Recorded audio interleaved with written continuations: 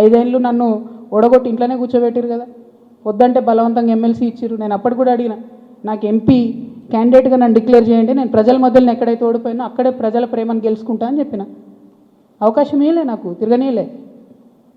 మా కాన్స్టిట్యున్సీలో కూడా ప్రతి ఎమ్మెల్యేను ఎవరో ఒకరు మేనేజ్ చేసుడు, వాళ్ళు నాకు ఎక్కడికక్కడ కాళ్ళలో కట్టెలు పెట్టుడు, కాన్స్టిట్యున్సీ నుంచి ఎవరన్నా వచ్చి కలిస్తే బెదిరించుడు, నువ్వు ఎట్లా కలుస్తావు, అక్కతో నీకేం పని.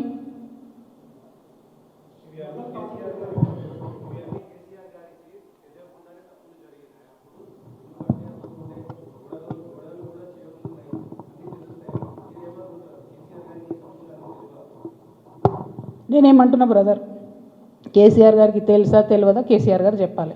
ఇప్పుడు వీళ్ళందరూ ఏంటంటే మేమందరం చాలా పెద్దవాళ్ళము, కవిత మా మీద ఆరోపణలు చేస్తే కూడా మేము రిప్లై అయిపోయినా ప్రజలు చూస్తలేరు అనుకుంటారు.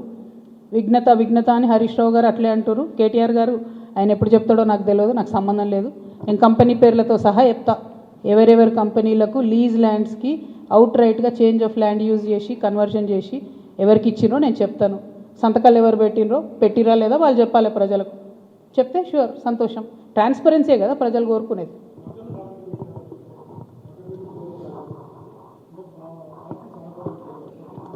నాకు ఎప్పుడు లేదు భయ్ పార్టీ సహకారం. నేను ఎప్పుడైతే అమెరికా నుండి వచ్చినో అప్పటి నుండి ఇప్పటివరకు కూడా నాకు పార్టీ సహకారం లేదు. దానిలో కొత్తగా చెప్పేది ఏం లేదు.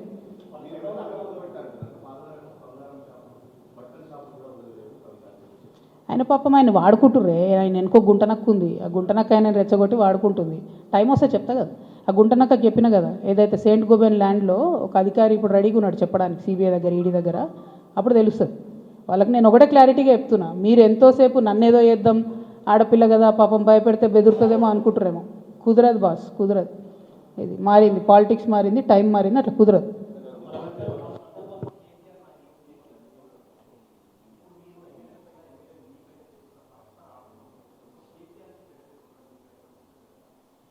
నేను ఒక మాట చెప్తాబా, మనది ఎట్లాంటి భూమి, భగవంతుడు రామచంద్రుడి కోసం కనా కష్టాలు పడి పాపం గుడి కడతాడు రామదాస్ అంటే. ఆయన తీసుకుపోయి నిజాం జైలు వేస్తాడు. ఆ జైలు వేసిన టైంలో కూడా రక్షించడానికి రాకపోతే ఏమంటాడు రామదాస్ ఏమంటాడు, మనది ఎట్లాంటి భూమి. పోతన లాంటి గొప్ప కవి రాజు వచ్చి అంకితం ఏమంటే కూడా ఇయ్యడు. మనది ఎట్లాంటి భూమి. చాకలైలమ్మ లాంటి మామూలు మహిళ నాలాగానే ఏం లేదు, ఎవరు సపోర్ట్ లేరు, నిలబడి గుత్తుప పట్టుకొని కొట్లాడింది. నేను అంతే, ఆ స్పిరిట్ ఉంది, అదే వేస్తా. ఎవరేమనుకుంటారు ఏమనుకుంటారు నైసిటీస్ లేవు. ఎందుకంటే లైన్ వాళ్ళు దాటిరు, నేను దాటలేదు. ఏది పడితే అది మాట్లాడుతూ ఊరుకుంటా. ఏమన్నాడే నా భర్త, మీరు ఎప్పుడన్నా నిన్నారా అధికారంలో ఉన్న 10 ఏళ్ళు, మీరంతా కూడా రిపోర్టర్లే కదా, ఎప్పుడన్నా నిన్నారా ఆయన పేరు విన్నారా, ఏదైనా పైరవీలు విన్నారా, ఏం లేకుండా అది అన్యాయం కదా, టూ మచ్ అది. ఊరుకోం ఇంకా, మస్తు అయిపోయింది. Thank you. జై తెలంగాణ.